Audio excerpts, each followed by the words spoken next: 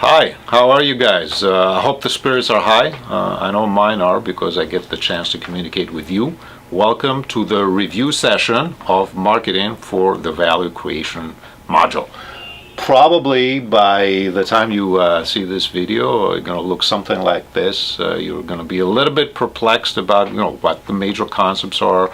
You're going back to the notes. You're not sure exactly what you wrote and what the concepts are all about. So we're going to try to make some sense here out of the major marketing points. And I have to say, a disclaimer, these are going to be the major marketing points. That does not mean that you should be responsible only for this parts for the exam, but it's going to give you a pretty good idea, a pretty good direction of how to do the review for value creation. Are you ready? I am. So let's go. Now, this is, if you remember, the basic structure, the basic outline and overview of the different subcomponents of the marketing components in the VC module. So there are four subcomponents. One is about value ideas. The driving concept there is the marketing insight. Number two is value matching. How do we match the value ideas to the customer base? Major driving concept, STP, segmentation, targeting, and positioning. The third one is value design. We're going to talk about a little bit the architecture. What is a new marketing offering? Of course, the driving concept there is innovation and ways to innovate in a marketing sense, not just in a strategic sense. And the fourth subcomponent is value appraisal. How we're going to put a price tag and the value that we're trying to create. So let's talk a little bit about the first subcomponent, value ideas. Driving concept, marketing insight. What is a marketing insight? Well, it's marketing's version of discovery, marketing's eureka moment. As a truth, a fact that was previously unknown about consumer needs. And the best way to look for an insight is not to ask what you're offering, what your product does for the customer, but how the customer uses the offering of the product. Remember the screwdriver and the ways we can use it. That's an idea of how you can get a novel insight, a novel idea about creating value. But of course, the more formal way is the marketing intelligence process. How you get the data, and sometimes the big data, use the analytics tools to drive the insight and get the idea about the value creation. So here's your flow from the data all the way to the value creation using analytics tools that turn data into information and insights. So this will wrap up the marketing intelligence concept, but another related, a very important concept is the customer journey. What is the customer journey? Customer journey is the customers, the people, how people and customers think and make decisions is the mental model of customers. Remember this brand right here, and remember why this brand has been so successful, because it's been able to successfully manage the customer journey at every stop.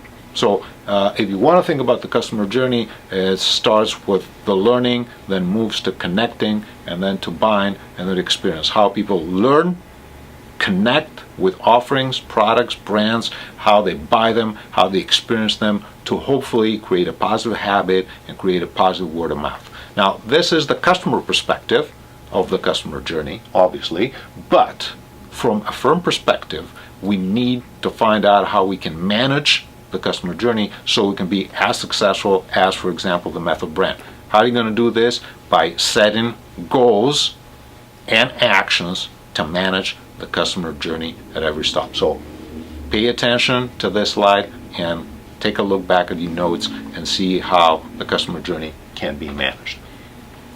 That pretty much wraps up the first subcomponent, the value ideas.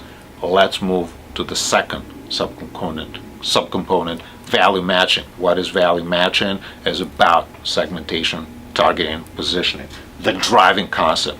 Segmentation, targeting, positioning is about asking three fundamental, not necessarily easy questions. Number one, segmentation. Who is our customer? Who is our prospective customer? How do we profile customers? Number two is targeting, which customer base we go to, which customers do we reach? Number 3 is about positioning, is about where the value creation is and where do we position with respect and compare to the competition. So let's zoom in to each one of these questions. Segmentation is all about profiling. And we talked about profiling 2 layers. One is the visible layer, the demographic information. It's necessary, it's a must. And also number 2, you have the hidden layer, all the digital and social media information, net graphics, wordographics, social graphics, along with other information like psychographics. The visible layer is very important because it allows us to compare and combine different databases, which speaks to the variety aspect of big data and analytics. Number 2, targeting. As I said before, targeting is not just about which customer base we're going to target, it's also about whether we can reach that customer base or not. So it balances out the trade-off between the attraction, the appeal of a customer base, and also the feasibility of reaching that customer base. And positioning, the game changes a little bit. The terms shift from the customer perspective to the competition perspective. How can we position and eventually differentiate our value with respect to the competition? What does Enterprise Rent-A-Car have compared to other rental car companies? Why Method is unique? Because it combines effectiveness, efficacy, and safety as well. Why Nike shoes are different from New Balance shoes? All these questions have to be answered in the position question as well. So just to recap, the STP, you've got the who, the which, and the where. Fundamental questions, absolutely important. All right, so let's talk a little bit about the fun stuff, right? New market offerings, absolutely the driving concept there is innovation, but there's ways with which we can deliver this innovation. And the way that you want to look at and you want to review the concept in terms of new market offerings is there's 2 layers. Again, there is the big picture, the strategic layers. What are the different innovation styles? What should be our strategic approach to innovation? And it's not just hard, straight up, patent-based innovation, right? It's about copycat and innovation as well. And the number 2 is what is the marketing offering new and who is new for? The customer, the firm, both, neither, one of them? That's going to be the combination of the customer perspective with the firm perspective. Now, in terms of more marketing specifics, we have to talk and we have to think about the new market offering architecture and design. Design not from an engineering perspective, obviously, from a marketing perspective. How do we differentiate versus the competition? How do we consider our offerings as a system of benefits, not just a bundle of attributes? So let's go and look at these things a little bit. First of all, you have to think about new market offerings. What is new in market offerings? Could be a new product, a car, could be a new service, car servicing or dealerships, or it could be a new usage proposition. Porsche has an everyday car, or baking soda for eliminated odors. All these things can be considered as new market offerings, including usage propositions as well. All right, now, if you want to talk about styles of innovation and styles of new market offerings, we said, it's the patent-based approach, the engineering approach, the R&D approach. That's straight up innovation, but we can also have straight up imitation, copycatting, the Matsushita model, the Panasonic model, where the idea there is I'm going to drive down the cost by improving the supply chain, and therefore I'm going to offer an efficient copycat to the market. And also you have the combination of innovation and imitation, the so-called immovation. How can I make something better? Apple's approach, for example, you are focusing on the interface, you are focusing on the customer experience without necessarily offering something that is completely new to the market. But the configuration is new to the market. Immovation, very important as well. Second, but better strategy. And as I mentioned before, take a look at that matrix as well. whom the product is new for, the customer, the firm, both, neither. One of them, it depends, because it's going to drive down the complexity. For example, if it's new both for the firm and the customer, it's going to be a very difficult proposition, both in terms of educating the customer and also in terms of upfront costs. All right, let's zoom in now a little bit and look at specific issues of NMO, new market offering, design and architecture. So two are the driving causes here.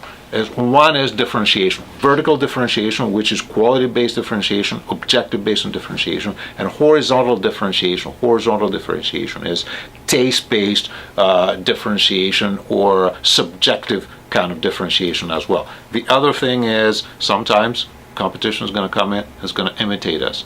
What do we think, or how do we think our brand?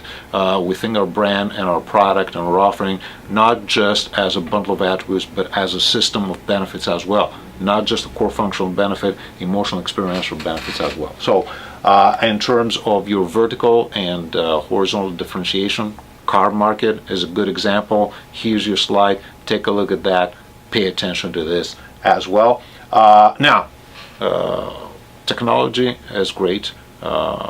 Developing something that is going to give a very tangible benefit to the customer is fantastic, but what's going to happen eventually, that kind of advantage is going to go away because competition is going to come in and it's going to imitate you. So Nike has a technology like DryFit. Mizuno comes in with a very similar technology, Dry Science. So where do you drive the differentiation? Where is the differentiation now? What do you do when copycats come into the market, when imitation comes into the market? Well, that's why you have to think of your offering as an extended system of benefits. What is an extended system of benefits? Well, you have to ask the question, what does a product or an offering like Nike Plus do? Well, it is an extended system of benefits. It is a technology, it is a software, it is an application that allows people to track, monitor their performance in running, compare themselves against other people, hire coaches, and so forth. So, in short, what the Nike Plus or products or offerings like Nike Plus do actually is they extend the system of benefits because they allow the customer to customize the benefit that they can get out of this offering, in this particular case Nike Plus, and use the offering in their own unique way. So by doing this, by offering this experience to the customer, customizing the offering and driving their own experiences, such as I feel great today, or I'm getting in great shape because a system like Nike Plus allows me to do that effectively, you create uniqueness, you create differentiation, and this is something that A, creates loyalty for your customer, B, is very difficult to be copied by the competition. All right, now for the real fun stuff. The pricing stuff, the perspective on pricing that you never expected because it's coming from the marketing side. And the marketing perspective and pricing is pretty much a V perspective, a valuation perspective. A person wiser than myself once said, price is what you pay, value is what you get, right? So what we need to know here is that sometimes pricing depends on the perception of the customers about the value that you get from the product. Remember this product, the water spray, very expensive, right, in absolute numbers, but it offers convenience, it offers utility, and as long as it's the only product in the market, offers differentiation as well. And there's always going to be a segment of customers that are willing to pay a high price for it. Why? Because they have a high V, a high valuation for it. So the basic concepts there, very, very simple. The VBC thermometer. P, price, has to be somewhere between cost and value in order to make sense for both customers to buy and also for sellers to sell.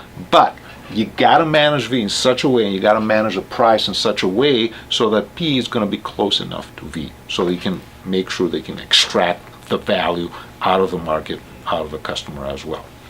And when we're going to talk about strategies in a couple of slides, we're going to see that there are two kinds of strategies. One that focuses on a high V, and the other one that focuses on a low P, the value price and the penetration price. So VPC thermometer, very basic concept. What does V depend on? A whole bunch of stuff. right? Utility, the convenience to the consumer. Obviously, a non-stop flight is much more convenient, has a higher utility than a stopover flight. If that non-stop flight is unique, well, it creates differentiation as well. Cost of time. Remember, bottled waters in hotel rooms, very expensive, seemingly. But on the other hand, it creates some savings in terms of the time. Business people usually are very busy people. They're going to be willing to pay the higher price. Occasion is another factor as well. Leisure versus business, a little bit related to the previous example. Again, business customers are going to be willing typically to pay more, also because they are less price sensitive, but also sometimes because the price is reimbursed to them by their businesses. Also, creating the hot product idea or restricting the supply, that could drive valuation high and therefore the ability to charge a higher price. All right, let's talk a little bit about pricing strategy. What is a pricing strategy? Is a policy that manages price over time. And one such price management is a strategy is price skimming. What is price skimming? Is starting high and then eventually dropping down the price. Why and how this strategy is important and how is it relevant? It's relevant for products that are unique, that have some sort of utility for consumer, and they can differentiate well versus the competition. We talk about Tesla cars and electric cars in class, right? They can fit that profile because they have high cost of development. It's a unique product nevertheless. It offers a utility of being a high performance car and also being friendly to the environment, and there's going to be a segment willing to pay the high price. Now, you set the price high, you skim the cream, so to speak. Now, once your cost of development going down, you can go to the broader market with a lower price. That's the strategy for Tesla as well. What is the opposite strategy? Remember, the price skimming strategy before, it focused on the V, on the high valuations, trying to extract value by matching a price that is very high or is very close to the valuation point of the customer.